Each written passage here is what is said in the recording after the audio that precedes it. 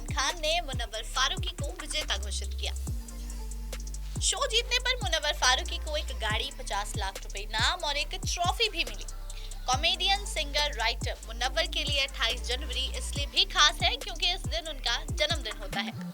3 महीने लंबे चल रहे इस शो में मुनव्वर ने कभी दर्शकों को हंसाया तो कभी रुलाया। आइए इस कहानी में मुनव्वर फारूकी के रियलिटी शो और रियल लाइफ के सफर पर एक नजर डालते हैं। नमस्कार, मैं हूं हिमांशी। द अर्ली न्यूज 24 देख रहे आप सभी दर्शकों का मैं स्वागत करती हूँ।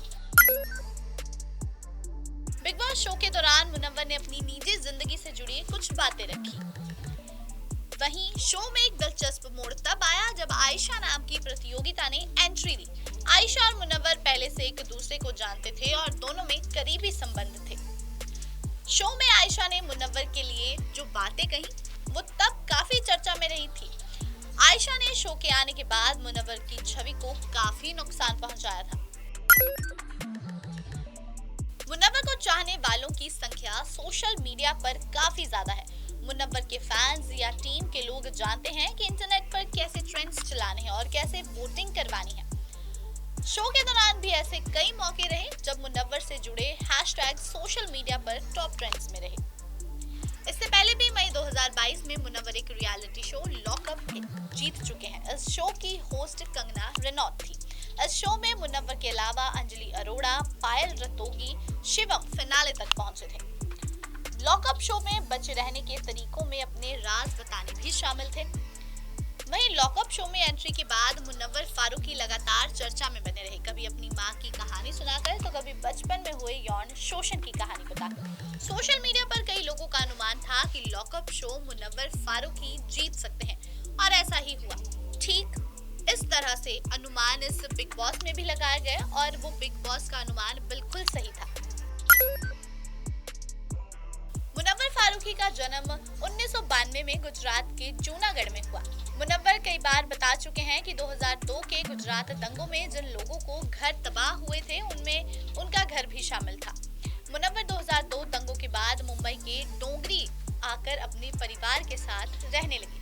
ये वही डोंगरी है जहां का दाऊद इब्राहिम का भी घर हुआ करता था और इस बात पर लोगों को सवाल और शक की निगाहों पर मुनव्वर ने काफी दफा वीडियो में मजाक उड़ाते हुए भी देखा। अब गुजरात से डोंगरी आने में कुछ वक्त बाद मुनव्वर की मां ने दुनिया को अलविदा कह दिया। बीबीसी को दिए इंटरव्यू में मुनव्वर फारूकी ने बताया था कि उन्होंने बचपन में बर्तन बेचने और ग्राफिक आर्टिस्ट का काम भी किया था। द प्रिंट में छपी एक रिपोर्ट में मुनव्वर के दोस्त और कॉमेडी शो करवाने वाले द हेरिटेज के फाउंडर बलराज सिंह घई ने इस बारे में बताया था। बलराज सिंह घई ने कहा, एक बार मुनव्वर ने मुझे बताया था कि वो किसी एड की शूटिंग के पास था। वहाँ किसी स्टैंड अप कॉमेडी की सीन को फिल्माना था। प्रोड्यूसर्स के पास कोई अलग से था नहीं जो जाकर मंच पर कॉमेडी स्टैंड अप करता हुआ दिखाई दे सके। तब प्रोड्यूसर्स ने मुनव्वर से कहा कि स्टेज पर जाकर 2 लाइनें बोल दें। वो लाइनें बहुत पॉपुलर भी लगी। ऐसा लगा कि मुनव्वर को ये सब असल में करना चाहिए। इसके बाद वो हमारी कई शो के लिए आया और अचानक हिट हो गया। मुनव्वर के रिश्तेदार बताते हैं कि शुरू में परिवार ने स्टैंड अप कॉमेडी को खारिज करते हुए टाइम पास बताया था, पर जब मुनव्वर की लोकप्रियता बढ़ती गई और लोग आ गए मुनव्वर के साथ सेल्फी खिंचवाने लगे, तब समझ में आया कि बात कुछ गंभीर है। मुनव्वर के शादीशुदा होने की बात। लॉकअप शो में एक ऐसा पल भी आया जहां पर मुनव्वर फारूकी की शादीशुदा होने की बातें पता चली। शो में सोशल मीडिया पर तब मुनव्वर की काफी तस्वीरें शेयर की गई जिसमें दिखाया गया कि तस्वीरों में एक बच्चे समेत एक औरत समेत वो बैठे और वो तस्वीरें काफी ज्यादा ब्लर भी थी। फिर मुनव्वर ने अपनी शादीशुदा होने की बात को भी स्वीकार किया। साथ ही मुनव्वर ने ये भी बताया कि हम करीब 1.5 साल से अलग रह रहे हैं। कोर्ट की इन पर चर्चा भी चल रही है। ये मेरी एक ऐसी प्राइवेट चीज है जिसके बारे में मैं शो पर बात नहीं करना चाहता हूँ। लॉकअप शो के दौरान मुनव्वर की अंजलि अरोड़ा के साथ केमिस्ट्री भी खूब चर्चा में रही थी। मुनव्वर के सोशल मीडिया पर लाखों फॉलोअर्स हैं और YouTube पर मुनव्वर का पहला वीडियो साल 2020 का दिखाई देता है। मुनव्वर कई जगह स्टैंड अप कॉमेडी करते रहे हैं।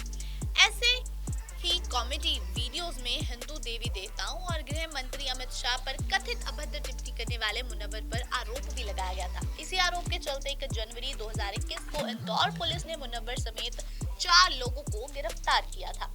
करीब 1 महीने बाद मुनव्वर को जेल में रहना पड़ा और इस दौरान जमानत याचिका खारिज करते हुए मध्य प्रदेश हाई कोर्ट के इंदौर बेंच ने कहा कि ऐसे लोगों को बख्शा नहीं जाना चाहिए। मुनव्वर को फरवरी 2021 में सुप्रीम कोर्ट से जमानत भी मिल चुकी थी।